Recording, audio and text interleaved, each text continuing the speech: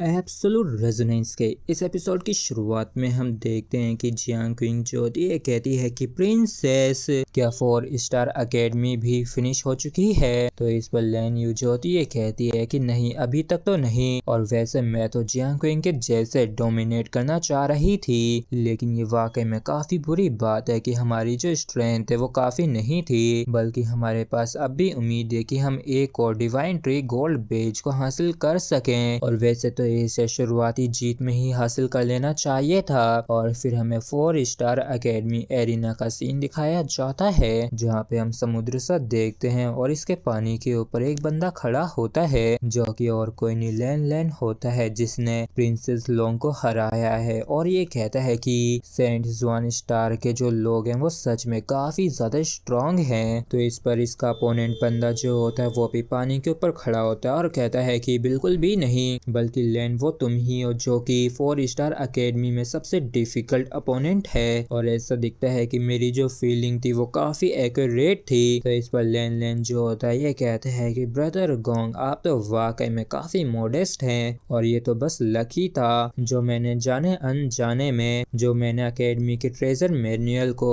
Master कर लिया। और हम देखते हैं कि इसका अपोनेंट जो होता है वो गोंग शेन जुन होता है, और ये कहता है कि तुमने तो वाकई में यहाँ पे कुछ भी नहीं था उससे भी लेक क्रिएट कर दी, जो कि वास्तव में तुम्हारे लिए एक जियोग्राफिकल एडवांटेज है। तो लैन जो होता है ये कहता है कि ब्रदर गोंग के जैसे कि स्ट्रॉन्ग दुश्मन का सामना करना काफी बड़ी बात है, तो इनके लिए तैयारी भी ना की जाए तो ये तो बेवकूफी होगी, और मैं तुम्हारी स्ट्रेंथ को जानता हूँ, तो बेकार की टेस्टिंग करने की कोई भी जरूरत नहीं है। और इतना कह के लैन जो होता है काफी खतरनाक तरीके से अपनी रेजोनेंस पावर को रिलीज करने लगता है और किंग से shadow 3 boss of the king की पावर को इस्तेमाल करने लगता है। और ये जो किंग से शैडो है ये कॉम्प्लीमेंट्री शैडो है जो कि सेंट किंग एकेडमी के हेडमास्टर की है। तो जिस किसी को भी लैन का सामना करना है तो उसे हर हाल में इस किंग शैडो के 3 बॉस के प्रेशर को झेलना ही होगा। और लैन जो होता है इस किंग सूत्रा को इस्तेमाल करता है, और यहाँ तक कि रेजोनेंस रियलम का सबसे स्ट्रॉन्गेस्ट बंदा भी टेम्परली इसको अवॉइड करने की कोशिश करता है, जबकि इस तरफ गोंग शेनजुन जो होता है अपने टोकन को क्रश करते हुए कहता है कि लेकिन इस बारी तुम्हारे साथ यहाँ पे लड़ने वाला नहीं हूँ। और गोंग शेनजुन जो होता है लाइट बीम में बदल के यहाँ से जाने लगता है और जाते हुए कहता है कि मुझे लगता है कि आने वाली मिक्स्ड क्लास कंपटीशन में हमें जरूर मौका मिलेगा एक दूसरे से भिड़ने का।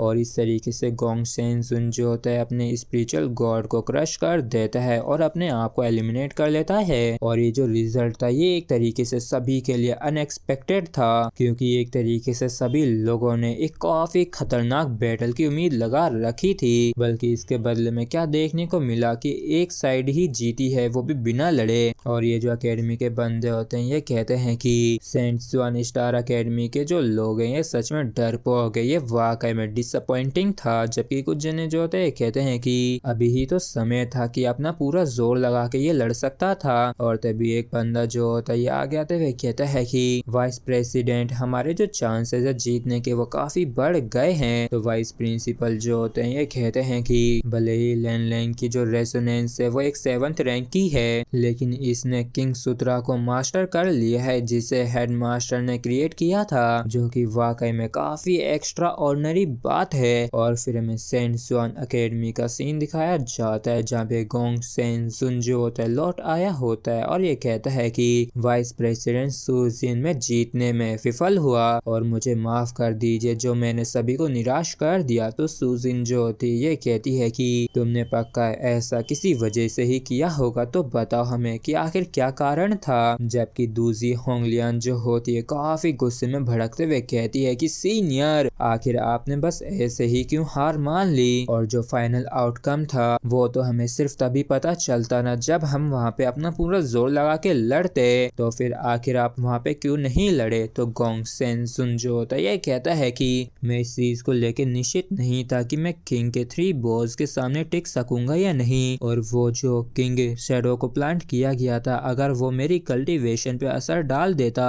तो ना सिर्फ मैं इस मैच को यहाँ पे हारता, बल्कि जो मिक्स्ड क्लास कंपटीशन होने वाला है उस पे भी असर पड़ता। तो इस चीज को सुन के बाकी के लोग जो होते हैं ये कहते हैं कि तुमने वाकई में ये काफी अच्छी अच्छी तरीके से सोचा आगे तक। तो कुछ कहते हैं कि सीनियर ने इस चीज को भी ध्यान में रखा था, हमें माफ कर दीजिए जो हमने आपको गलत समझा। जबकि वाइस प्रिंसिपल सुजिन जो होती है कहती है कि लेकिन अगर तुम लेन के खिलाफ जीत गए होते तो शायद हम एक काफी बड़ी बढ़त को हासिल कर लिए होते, क्योंकि हम पहले ही 2 डिवाइन ट्री गोल्ड बेजेस को ऑब्टेन कर चुके हैं। और इस चीज को सुन के गोंग शेन जुन जो होता है चौंक जाता है और ये कहता है कि एक तो एक्सपेक्ट किया था कि जियांग जीत लेगी, लेकिन आखिर दूसरे वाले को किसने जीता है। तो लीलो जो होता है खुश होते हुए कहता है कि मैं तो बस लकी था। जबकि सुजिन जो होती है बताती है कि ये और कोई नहीं लीलो है जिसने 1 स्टार अकेडमी की बैटल को जीता है। जबकि जियांग क्विंग जो होती टेलीपैथी से लीलो से कहती है कि गोंग शेन जुन जो है ये सच नहीं बता रहा है। और इस चीज को सुन के लीलो चौंक जाता है और ये पूछता है कि सच नहीं बता रहा है,